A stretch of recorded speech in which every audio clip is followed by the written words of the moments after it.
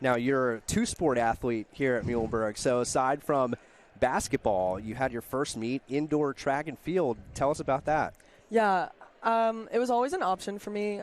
Coach Rohn has mentioned it in the past a couple of times that if I ever wanted to do an indoor meet, he would let me. And a couple weeks ago, I was just thinking, it was coming up, and I was like, I'll just ask just to see. And if he didn't want me to do it, it was totally fine. But he let me do it. So I practiced 2 times before the meet. And then right after lifting and practicing, I went right over to the meet yesterday. And then I just tried to jump as best I could.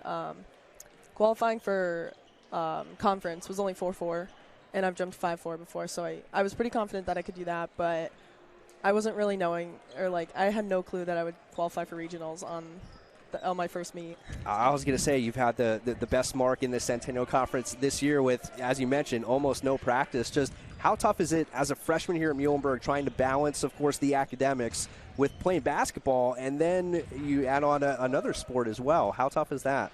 It's a little hard. I know Friday morning I had a quiz, and we came back late from SWAT on Thursday.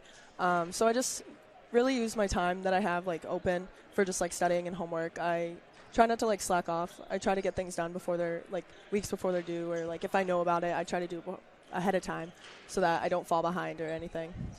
And you mentioned how encouraging Coach Rohn was in terms of the track and field. What's that relationship like between the two sports? Does everyone, sort of communicate in a way that you're not missing one practice to go to another, or how does that work? Yeah, Coach Rohn was really accepting with me leaving practice a little bit early yesterday, and then the track coaches were also really easy to work through my schedule with me to see when I was able to jump with them.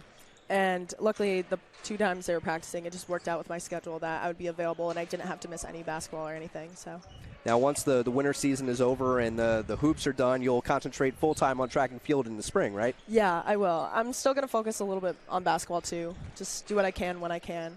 But for the spring, yeah, I'll definitely be more towards track and field.